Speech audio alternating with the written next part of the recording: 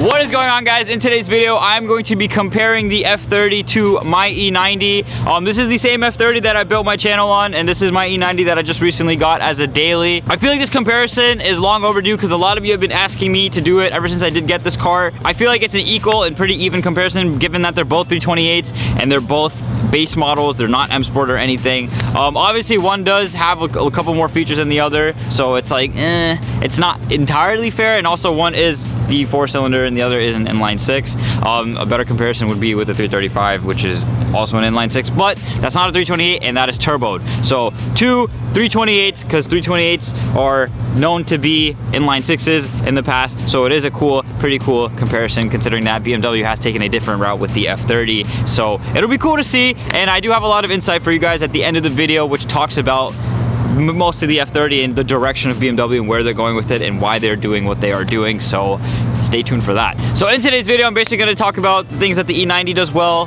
how what it shines in and what it sucks at, and you know what this car does better, and then also what the F30 shines in and things like that. And I thought you guys would enjoy a video like that of me talking about comparing the two. Again, this is a little subjective and it's opinionated because it's just my view of it. It's not something that you should just take as it's a fact, because it's not. It's just me talking about it, and this is not gonna be just, you know, oh, you should buy this or you should buy that. It's just me talking about the two cars if you are considering buying one of these two and are stuck in between the two or torn between the two. In today's video, I will be solving that for you. So let me know what you guys think of this video idea. If you do have any more, please comment down below. I'm gonna get this started off. Let's start off with the E90 because my suction cup's already mounted and ready to go in that car, so might as well start there. And we're just gonna drive. We're gonna talk about, or I'm going to talk about the things I like about it, the things I don't like about it, the things I think it does better than the F30, and just its strong suit, its strong points of the E90 chassis. And it also helps us that we're doing this car particularly because it is a LCI, so it's basically in its time the best BMW could have done for its chassis, so that's really cool. And I know we're comparing a pre-LCI F30, but the 2013s, 14s, 15s, I mean the 2012s, 13s, and 14s and 15s are a little bit more affordable than the newer ones, so obviously I feel like if you are trying to buy these two, your price range is gonna land on one of these two, so I feel like it's a really good comparison. But anyway, guys, let's get right into it. Let's take a spin in the E90, shall we? To start this off, I'm just gonna talk about the exterior of this car. Design wise, if you're comparing a LCI E90 to a pre-LCI E90, the pre-LCI is honestly so much uglier. No offense to my pre-LCI owners that are watching.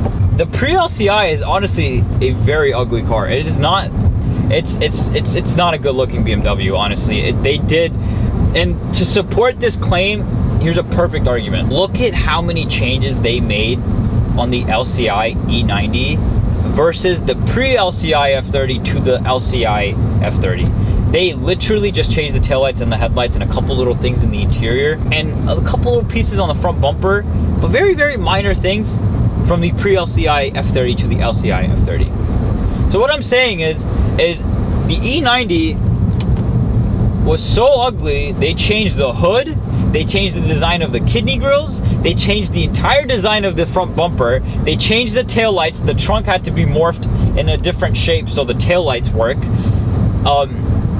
They changed a lot. Even the back bumper is different, if I'm not mistaken. The car was much uglier, and the side skirts are changed on the LCI E90. So what I'm trying to say is, yes, the E90 M Sport or base versus the pre-LCI F30 M Sport or base, the F30 just beats it. Why? Because the F30, they did a very good job on the design. It's a lot more aggressive. It's so much more, you know, BMW. You look at the E46 and you look at the pre-LCI E90 that came right after it. Yeah, they definitely dropped the ball on the E90. I'm not even gonna lie. The pre-LCI E90. No offense to my E90 guys, my pre-LCI E90 guys. I'm sorry. It's just my opinion. You know, some people think the E90 pre-LCI is a great looking car. Cool. I'm glad you think that. If you own it, you should love what you have. You should be thankful for what you have. But if you put all that aside, my opinion in front, the E90 LCI is a great looking car. It looks much better than the pre-LCI. But if you were comparing this car to the F30 that we are comparing today, the F30 just beats it. The F30 is a much better looking car, and there's no if and questions or buts about it. The F30 just looks better. Now, getting into the E90, Obviously you guys are probably wondering, how the hell did you get 2 cars in that parking lot? My dad helped me drive the F30 over there, so I got back in the F30 and dropped him off back home. So I had like 20 minutes, you know, driving the F30, and right off the bat, hopping back into this car, the interior quality is so much better. Even opening the door and then shutting it felt better. The door quality, the panels, the leathers, everything feels better. The aluminum trim is actual real aluminum. If I have the AC running for long enough, the panels, the trims, they get ice cold. It's real aluminum, so it feels really nice, and just overall the driving experience of this car is just better. Granted that the F30 is faster does not mean that it is better automatically off the bat. It is something that it has good going for it, but the driving experience, the driving quality is just better in this car, and I will explain that in a few minutes why. But just wrapping up the interior situation, the interior quality is just much better, and then also the design of the interior, in my opinion, is better in the E90. It's more businessy, yeah, but the interior has aged better in the E90. It looks better, it feels better, and that's just my opinion. I just think it looks better. And the reason why I think it looks better is I love how the radio and the climate control looks, the air vents look. I just like the way everything looks. The only thing I don't like about the E90 interior is the stupid freaking cup holders. They literally suck, like I said in my videos in the past, like I've said in my Quirks video. It's like they built the car and last second they were like, oh shit, we forgot the cup holders. Like, what the hell? We forgot to do that. Let's just implement it somewhere. Let's just quickly put it in. The cup holders in the E90 are atrocious, but that's really the only bad thing I'd have to say about the interior. Given that my car is a sport trim or whatever, I don't know what they call it. I think a sports package. So it has the sports seats with the adjustable bolsters and this piece right here that is adjustable back and forth, and the sports steering wheel that does add to the interior look of this car. But I still think even if you have a comfort one that is not a sport and you have that ugly 3-spoke wheel, I still think it looks better than the base F30 interior. Obviously, M Sport interior of the F30 does look a lot better because of that steering wheel that we all love, but I still think the E90 interior looks better. And also, the biggest thing is because of that nice second hump in the E90 covering the iDrive screen. I think it just destroys the F30s. I hate that tablet thing they got going on in the F30, and it is just a thing that they do now in modern cars because it's just a modern look.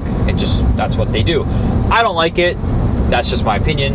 Again, I don't want to keep saying everything in this video is just my opinion. I don't want to keep labeling everything I'm saying with that, but I just want to point that out there. I think this looks a whole lot better. But it's all great in the interior of the E90. Since the car is a little bit dated, it is a 2011 car. Mine particularly, yes, I have the CIC iDrive, which is the same iDrive in the F30. I don't have a COM box, which basically means that any E90 with a build date late in 2011, you get a COM box. You get a box that basically allows you to connect your iPhone that you more than likely have that has a lightning port connector to it, or even probably an Android won't work with this car. Basically, if you have an iPhone with the lightning port, it is not supported in the USB port in the center console. Your iDrive won't be able to read this device. It'll literally say device not readable. It'll say it doesn't understand it. Why? Because the car doesn't have a COM box. My friend has a 2009 370Z and his phone works just fine in his Z with the USB. The annoyance behind that is literally unexplainable. It is so annoying that I have to connect a dongle that connects to the iPhone, and so if my phone's dying, I can't listen to music. I literally have to charge my phone with the USB that is with this center console, which also charges really low. And then I can't change tracks with this. I have to literally pull my phone out and hit next. I can't do it on the iDrive screen. So the solution to that is obviously MMI Apple CarPlay from Bimmer Tech. Brian from Keys Motorsports has sent me one of those. I'm trying to get the installation knocked out sooner rather than later, but that is a solution, but that is a different topic I will not be getting into. But that is an annoyance, you know, that is really annoying that, you know, I can't, you know, use the freaking USB port that comes with the car. And there's no Bluetooth audio. If you don't have a COM box, you don't have Bluetooth audio. This is a 2011 car. You don't have Bluetooth audio? Are you kidding me? When you have a whole iDrive and you don't have Bluetooth audio, like what? That's just life without a COM box, guys. Another thing that is a gripe. Oh my God, there's a BRZ about to pass me. Wow, bro, it's so fast. I hope you're on E85, dog. Another gripe about this car.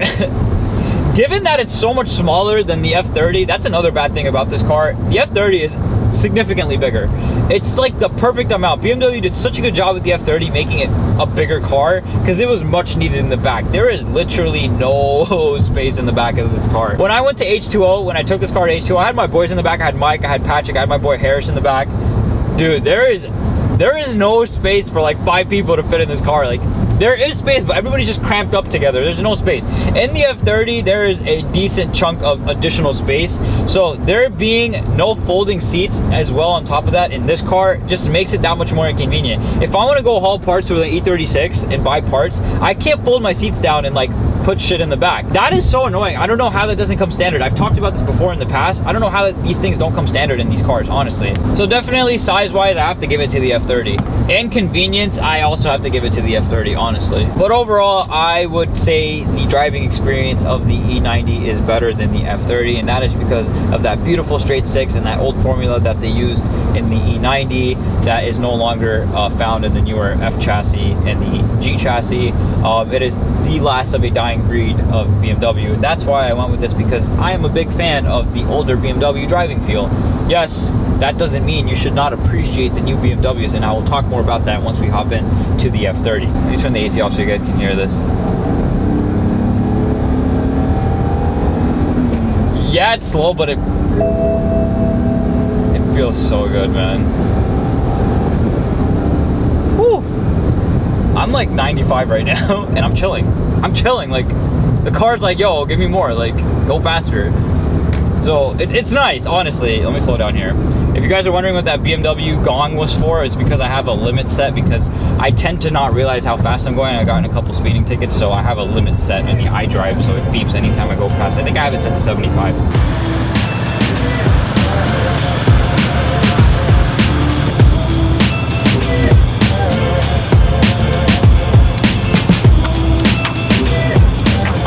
So that pretty much wraps up the drive that we just had for the E90. Now I'm gonna hop into the F30 and pretty much do the same thing. So let's get right to it. Woo!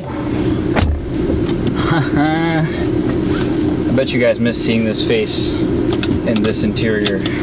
Holy shit, this steering is light. Alrighty, so now we're in the F30 and see how this goes. Right off the bat, the steering is just so freaking light. Oh my god. Jeez. So light. So light. Oh my god. So now we're in a 4-banger, a 2.0 4-banger turbo, and you know, it's a different feeling, the way it pulls, the way it picks up. Obviously, it not being a manual just makes it that much easier to drive and just so much more comfortable. In terms of comfort with the steering, and even the seats, low-key, since I have sport seats, it's not a fair comparison with the E90, because the comfort seats in my sister's pre-LCI E90, they are more comfortable than these by far.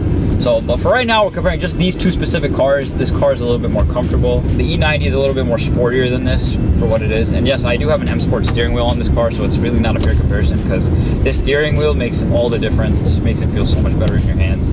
And yeah, it's just so sick. So we're getting onto the highway really fast, so let me just get a quick little sport pull in, if you will.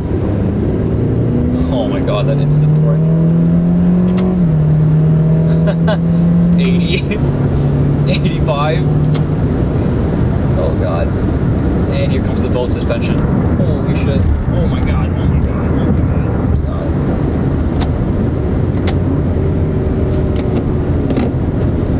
god. That's my problem with this car. You saw that? I hope you guys were able to see that. A bump came and the suspension's like, I'm like, oh my god, I'm in water. I'm on a boat. Holy shit. You don't get that in the E90. Why? Because one, the steering is so goddamn heavy. It's just like, it's so still. It feels like a rock. This car does not feel like a rock. Even when you put coilovers on it, it does not feel like a rock. It doesn't feel like a heavy German machine. It just feels like, it just doesn't feel like that. I'm not trying to say it just feels like a piece of shit. It just, you know, it just doesn't feel like that. And that's why I say the driving experience of the E90 is just better. and also just the steering feel is just better. That just makes it all the more better on the highway. When you go like 110, 120 in the E90, it feels like a silent bullet train. Like it just goes, and that's it. Just feeling like, you know. In this car, you feel like, oh shit, you know. And even if I get an alignment, I get coilovers and everything, the tires, everything, this car does feel really good at those speeds as well. At the end of the day, it is a BMW, and it feels great at those speeds. But the E90 just feels better, and that's what I was talking about earlier. So the interior design, as I was saying, I don't like the design in this car that much. It's cool, it's nice, it looks good, especially when it's clean, especially with this LCI trim. It just doesn't look as nice as the E90s. It hasn't aged as nice as the E90s. I honestly think the E90 interior is just by far better than the F30s when it has the iDrive. If it doesn't have the iDrive, it does not look better. That screen just makes it, in my opinion. The interior door quality, oh my god, this feels terrible. I don't know what this is, like what is this? It just does not feel as good. This leather padding in the door panel does not feel as good. The steering feel obviously is not, I've mentioned this like 5 times already, I'm sorry, I'm just going on and on about how terrible it is in this car. I just don't like it.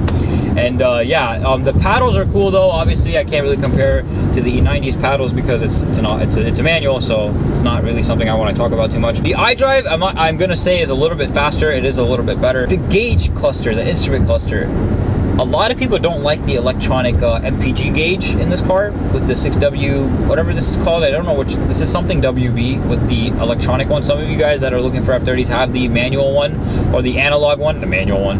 Imagine having to sit here and do it yourself. Some of you guys do have the analog one. The analog one is more traditional BMW, and a lot of people prefer that. And a lot of people knocked the F30 for having this electronic one. In my opinion, this is really cool. I don't mind either or. I do love the traditional one, but I also don't mind this. This is cool as well. It makes the car feel a lot newer and a lot nicer. The color screen and the cluster is nice, and I'm gonna give the instrument cluster to the F30. It's just a lot nicer in this car. So to overall like wrap up the main gist of it, of what I've said in the E90 to in this car, the interior quality is not as good. The interior, the seats are not as comfortable. They are comfortable, but they're just not as comfortable. The interior is also not aged as well, and that pretty much is it for that. So let's start complimenting the interior.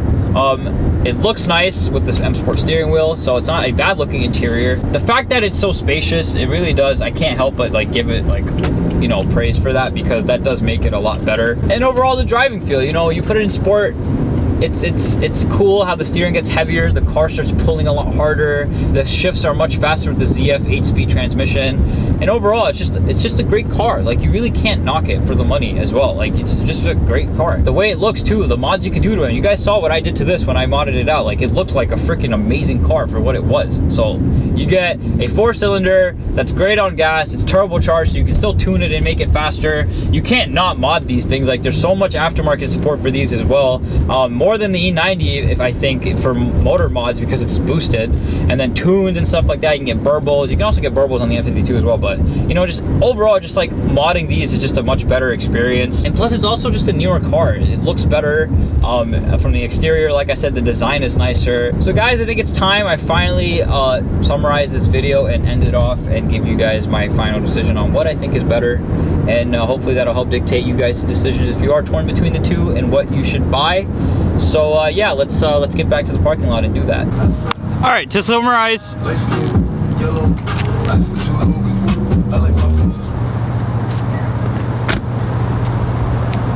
Whew.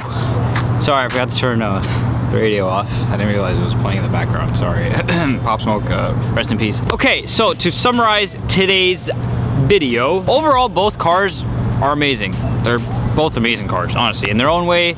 You know, like I said in the beginning of the video, one excels at one thing, the other one doesn't excel at it. But one thing that this thing excels at, this thing is not excelling at it. So it's kind of like, you know, they kind of like work in unison in a way, if you will. But here's what I do have to say. The F30 and E90 are both great cars. But to generally summarize, the E90 is more of a true BMW due to its characteristics of having the traditional BMW formula, which is a 3-liter, you know, naturally aspirated straight 6 and hydraulic steering. The F30, however, is a new breed of BMW. It's different. It's bigger and it's turboed, and right off the bat, you don't like it. You don't like how much lighter and artificial the steering feel is. You don't like the cheaper interior quality feel. You don't like the 4-banger under the hood, but then you kind of just get used to it. And once you get used to it, like, you honestly like realize and appreciate BMW's versatility, how they were able to adapt to new emissions laws and how they were able to keep up with modern car standards. Imagine if they were still making naturally aspirated straight sixes while their competitors were pushing 300 to 400 horsepower out of their cars with forced induction, and BMW is just there with a 250 horsepower inline six. Just because it's different does not mean it's bad or worse. It's just difference. Once you stop comparing it to older BMWs, you realize it, in its own way, is an amazing car. So much so that I'll end the video by saying the F30 is just better. If you enjoy the older BMW feel, it's time you buy one as a project car and keep the F30 as your daily. Anyway guys, that pretty much does it for this video. Thank you so much for watching. Take care. Peace out.